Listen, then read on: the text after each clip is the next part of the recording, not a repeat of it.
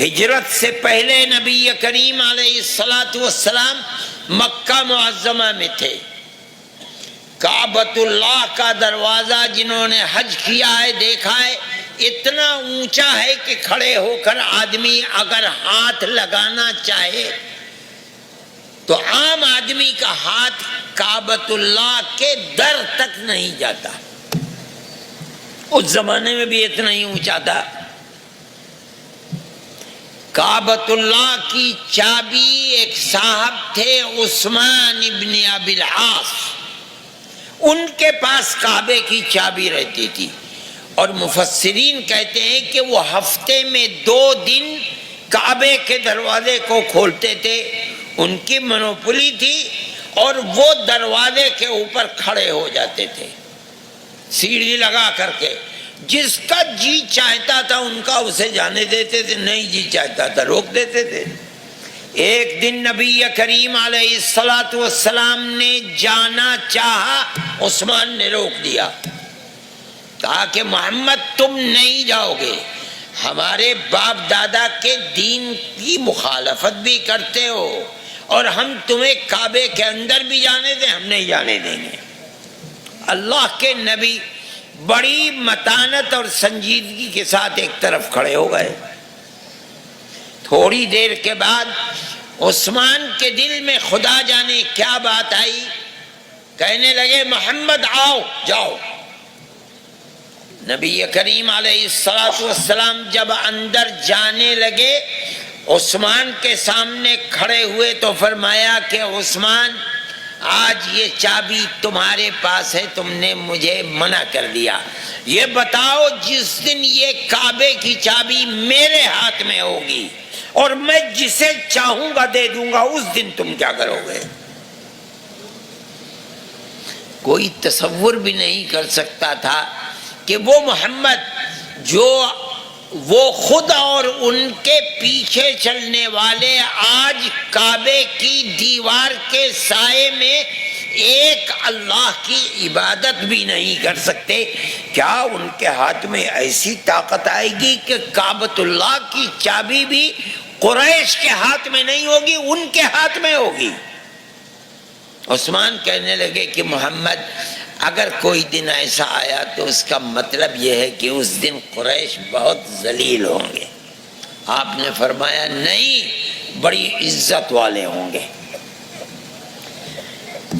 نبی کریم علیہ السلام اندر تشریف لے گئے. کیا ہوا، کس سن کا واقعہ ہے، ہجرت سے کتنے دن پہلے کا واقعہ ہے، مفسرین یہ نہیں لکھتے.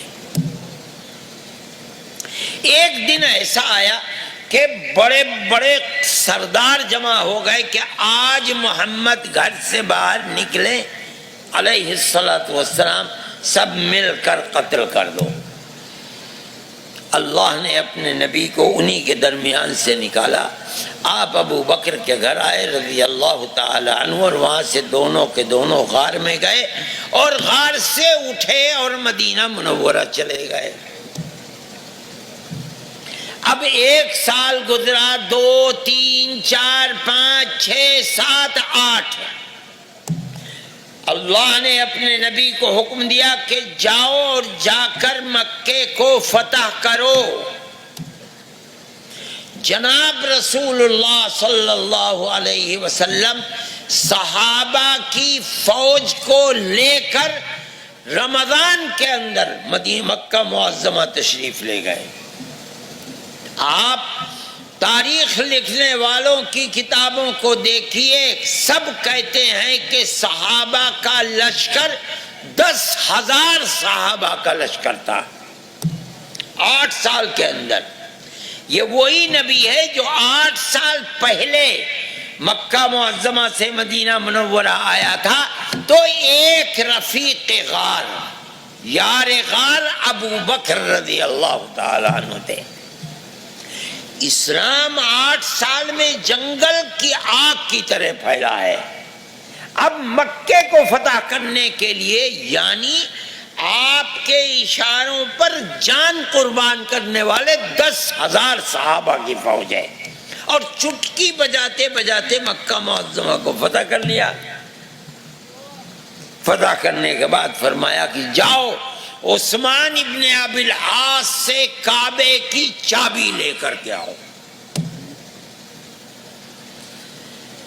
بعض روایات میں آتا ہے کہ حضرت علی کرم اللہ وجہہ بعد میں، اور عثمان نے کہا کہ میں چابی دوں گا نہیں، میں خود جاؤں گا اور محمد کے ہاتھ میں چابی۔ ابھی تک عثمان ایمان نہیں لائے تھے، مشرک تھے، آئے اور اپنے ہاتھ سے چابی حضرت محمد صلی اللہ علیہ وسلم کو دی۔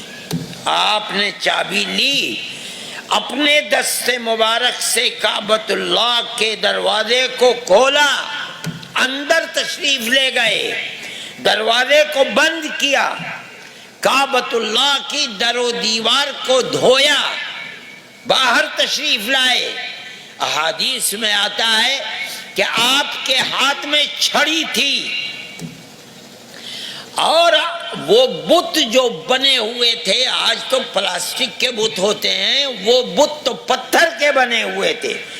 جس بت کے اوپر وہ چھڑی رکھ کر کے قرآن کی آیت فرماتے تھے جاء الحق وزهق الباطل ان الباطل كان زهوقا، وہی پتھر اوندھے زمین کے اوپر گر جاتا تھا۔ اب آپ تشریف لائے، عثمان سے آپ نے فرمایا عثمان یاد ہے میں نے کیا کہا تھا؟ عثمان نے کہا یاد ہے۔ اب ایک لشکر ہے 10,000 صحابہ کا، اور اس میں بڑے بڑے صحابہ بیٹھے ہوئے ہیں، ابو بکر ہیں، عمر ہیں، عثمان ہیں، علی ہیں، آپ کے چچا ہیں حضرت عباس ہیں، عبداللہ ابن مسعود ہیں، بڑے بڑے صحابہ ہیں، اور ہر صحابی گردن اونچی کر کے دیکھ رہا ہے کاش کہ آج اللہ کا نبی اللہ کے اس گھر کی چابی اپنے مبارک ہاتھ سے مجھے عنایت فرما دے۔